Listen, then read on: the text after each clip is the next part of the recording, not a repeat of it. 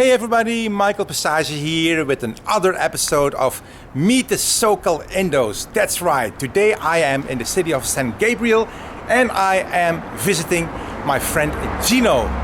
Gino, also a Dutch Indo from Eindhoven, the Netherlands, born and raised over there just like me, and he followed his dream to America the Beautiful. I'm standing right in front of his dojo here. As you can see, there it says Salonoe Martial Arts, Brazilian Jiu Jitsu, Muay Thai, Karate, Self-Defense. Everything is over here. Later on, he'll be introducing himself to you and tell his story of his life, going from Eindhoven, the Netherlands, and Brabant, to SoCal. There he is. That's Gino. There's Gino.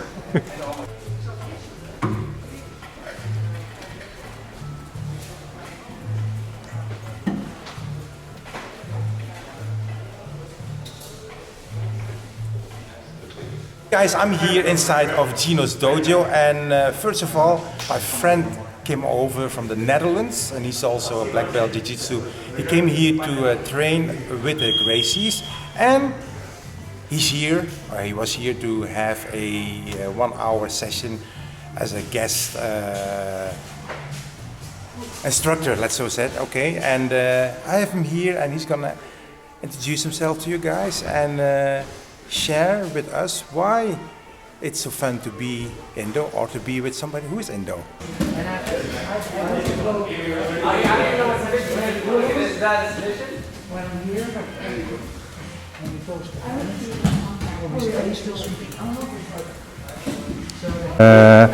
You are Dutch, but you know our Indo culture. Yes. What is so nice and enjoyable about our Indo culture? What I really like is the welcoming atmosphere. I always feel really welcome, and also with you, so thank you for having me and inviting me. I always feel happy to be with you and around you. And also today I was invited to do a class here at Gino's place, and although we only met twice, it feels like we are friends for years. So it's this feeling of belonging to a group.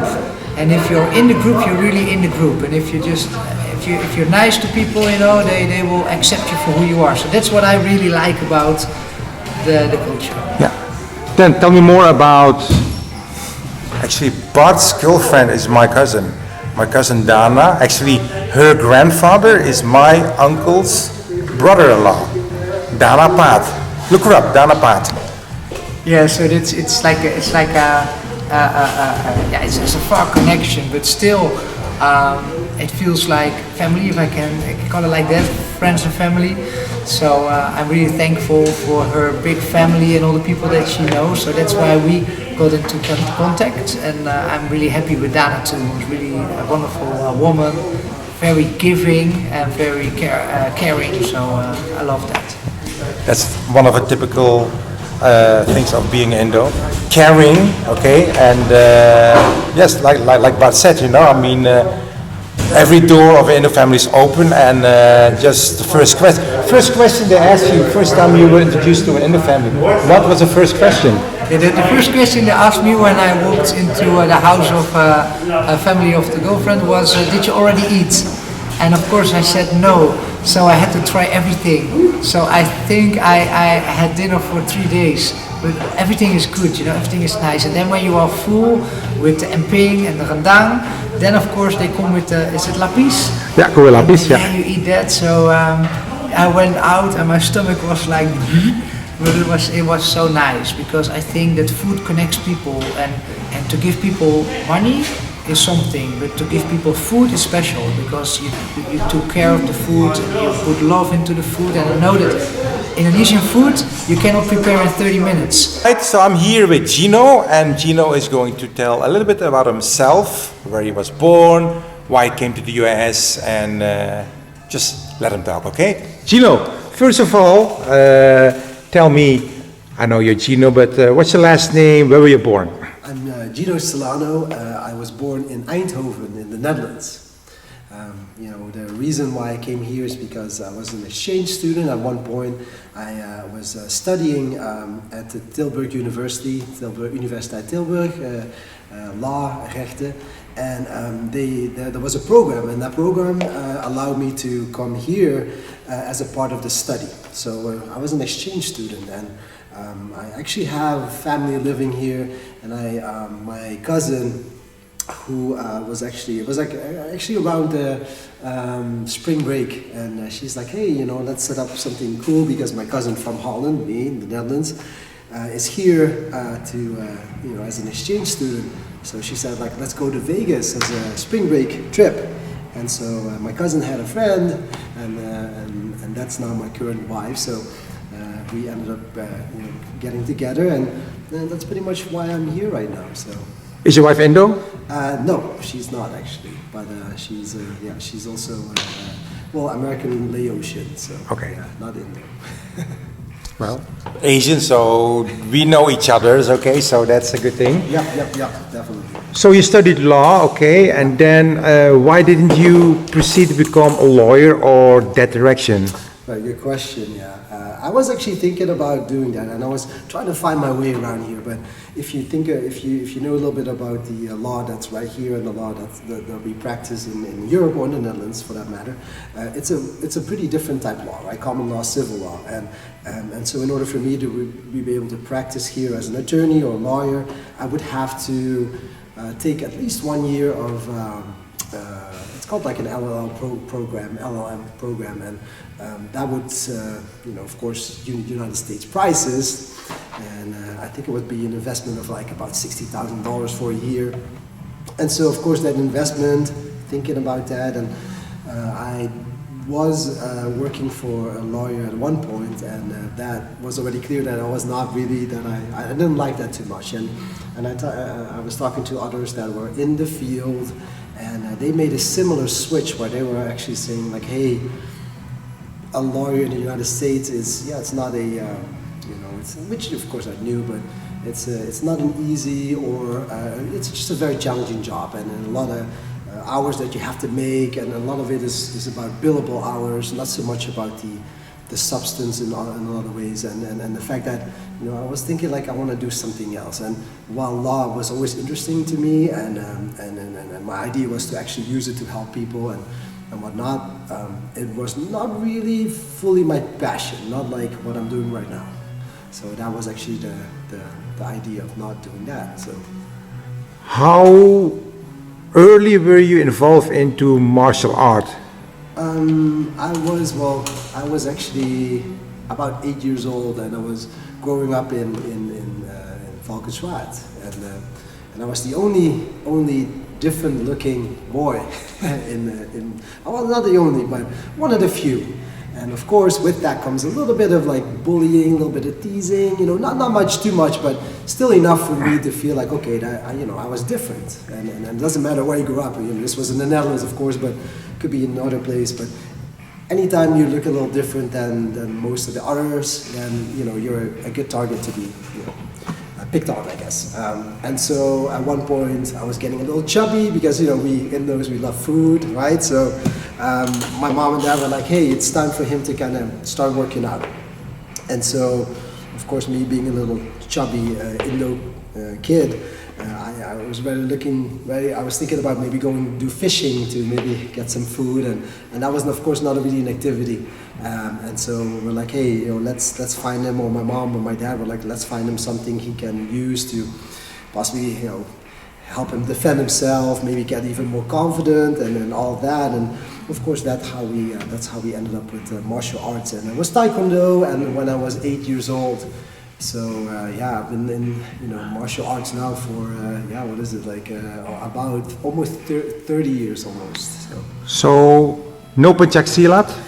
No pencak silat. It was not available. I mean, I'm sure if it was available and if it was closed, then we would have definitely considered it.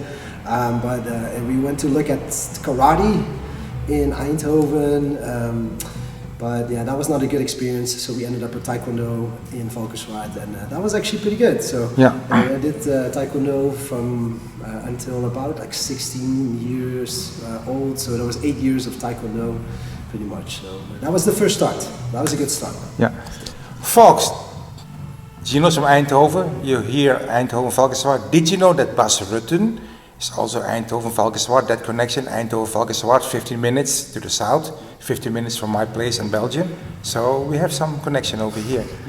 So when did you decide, after you arrived in SoCal, to open your own dojo? You were still looking around to find another profession, or you already had your mindset on, I'm going to open my own? So when I was an exchange student, it was 2012, I actually connected with some guys and I was already training Brazilian Jiu Jitsu. And that's what my academy is about. I actually ended up becoming friends with a fellow student, and that fellow student opened up a place here. And it happened that he was not really happy with the person he hired here. And he knew too that back home I was teaching, some jiu-jitsu and some martial arts in general. And he's like, hey, are you interested in possibly teaching a class here? And I'm like, wow, yeah, I just came into the country. I was here for a few months. And so he asked me to actually pretty much teach and replace him. He said too, it was not a good fit, and he was just not really happy. So we had a black belt, and I was a brown belt at the time. So it was actually a pretty big shoes to fill, because in jiu-jitsu, a black belt is a pretty serious belt. And of course, brown belt too, but coming from a different country entirely, having to come here and teach that. But that was a good opportunity. So I took it, and that place ended up going belly up in about, I would say, a year and a half or so. So then I was like, you know what, I have this group. Fortunately, one of my classes was growing and kept on growing. And so I had some students that were actually considering to train and follow me. And so I had to make a quick decision. Even though I felt I wasn't ready yet at the time, I also realized, hey, if I'm not doing it right now, I'm going to lose all these students, and they won't have a place to train. So it's a good time for me to look at an academy, and this is where I actually found my academy here in San Gabriel.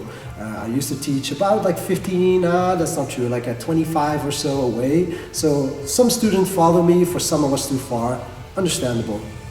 That kind of started here like 2017. So that was about, I came into the country here 2014. I started teaching at the end of 2014, beginning 2015. And then I was teaching there for a year and a half. Then they went, belly up. They didn't do too well. And since then, 2017, right now 2022. So we're here about like 5 years right now. So things are looking good. Can't complain. Perfect. Pretty happy. Last but not least, for the Dutch Indos in the Netherlands, okay, if you have a dream, what would you recommend them? Oh, that's a good, okay.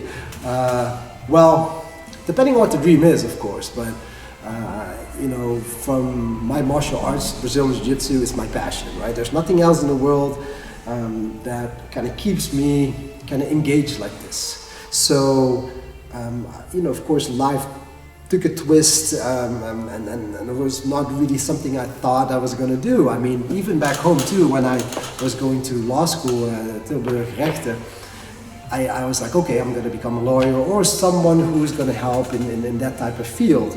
I did have my passion in martial arts, but depending on what area too, it might not always be. I think it's a very big challenge to make a living off of martial arts in the Netherlands, I think. And it's starting to change, which is good. And so I think coming out here, I had some of luck too, where I was like, okay, well, all these things that kind of fell into place, and it could have went a little differently, but I think, of course, ultimately, I know too, and it's very cliche, but if you like what you're doing, what you do, then I think you can make a way, you can find a way to make something out of it, and that's what I pretty much would do. And so, and again, I'm very fortunate that things played out the way they did, and I'm thankful for a lot of things. But I guess it was just kind of life put me in this type of position right now. And again, I didn't know ahead of time. But I think that's what I want to say. I think I would say, hey, if you have a dream and you have something that you want to do, and you like it, then then I think the way is that. But you have to find it, of course. You have to work for it. It's when people sometimes say, I think especially coming here, they say like, oh man, you did it as somebody who's not from here, you know, you have a successful academy, you came from a different spot. Yes, okay, but it's not like it was just a rags to riches type situation. You know, I was fortunate enough that, you know, of course I came here, I had some friends build up, and I was able to study here, and I built that situation, and I'm fortunate for all of that. But yeah, along the way, it's hard work, right? It's never you're sitting back. You always have to think about, hey, how do I improve? How do I keep things going? But again, if there's as we say in Holland, right? If there's a will, dan is er een weg. You know, so I think you can find it, and you have to just find something you really like. That's what I think. That's what I would tell the people, I guess. Perfect. In other words. So, St. Gabriel, a lot of Asian people live here. Yes. We're gonna close this, but last but not least, Gino. Yeah. People want to subscribe, people want to become a member, promote your business. I'm here to help you. Where are you located? What are your opening hours? Why should people go into Jiu-Jitsu? I mean, look, if we want to talk about this, I can talk about it like until the morning comes. But a few things, of course, right? I think what really helped me, and I'm really talking about from how I experienced it. But as I said, I was a little kid, you know, was a little bit bullied and picked on, was a little overweight, and Jiu-Jitsu gave me this sense and this purpose, and also more, it kept me in shape. It got me in shape. It you know, it makes me, you know, feel confident in a lot of ways, because there's very few things in life that, you know, gives you the same type direct way of learning, this challenge on the mat. There's, you know, you really get to know yourself, right? And Jiu-Jitsu is something like that, really does that. You'll find yourself in these arm bars, or in these situations where there's a lot of pressure on you, and you have to find a way to escape. And I think that's what I got from it. But what I love about seeing it with my students, and that's really what the most important is, I see people coming in very, maybe like, almost like a gray sheep, I think they call it here, if I'm not mistaken. But, you know, they come in a little shy, a little, unsure, and throughout the years, and even months already, I see them like going and growing into these very confident individuals. I see people losing weight. I had a student, 200. There's hope for me! I'm not sure about that. Let's be realistic, you know. But no, I've seen a student, 230 pounds, and he walks around at 170 right now. This is, of course, over the course of a year or so, but still a year, but 70 pounds, losing 70 pounds. And especially the fact too that right now with the Asian hate out there too, right? That this is not only local here, but this is global, I feel. Where I see a lot of people coming into my academy and try to find a way where they feel like, hey, I can, you know, defend myself. And it's more than only being able to physically defend themselves, but I think the mental aspect where, you know, people are walking around just more confident in general. And my students I have them 3 years old, but also have students that are about 60 years old. So some people ask me like, oh, am I too old? Am I too out of shape? The answer is no. You know, the best day to start was actually yesterday. The very next best day is actually right now. And I think that's how I see it. And St. Gabriel, here's where we're located. We have Instagram, Salonoe Martial Arts. If you type in Jiu-Jitsu St. Gabriel, I'm the #1 search result. And so that's easy to find. My name is not easy. I'm in Salonoe, Indo name, Salonoe Martial Arts. But as far as that goes, yeah, come and say hi. You know, like we have Instagram too. So Salonoe Martial Arts, please, you know, subscribe, reach out to us, and you know, hopefully we can get together. You know, especially if you speak some Dutch, I always love to speak a little bit Dutch, and you know, you're welcome. So. Last question, then we go to banana leaf. Do you recognize yourself, and also for you, Bart? Cobra Kai now is the #1 Netflix TV series. Do you recognize something in Daniel or in?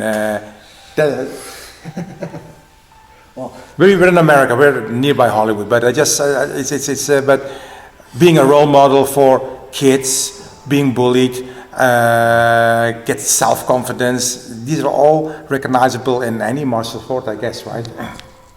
I think so. Bart, you want to Yeah, take this one first? I think the nicest thing about Cobra Kai is that actually the bad guy from the Karate Kid turns out to be the coolest guy, and that's the thing, that the people that are not the best people on the mat, they can be amazing teachers or amazing parents, amazing individuals.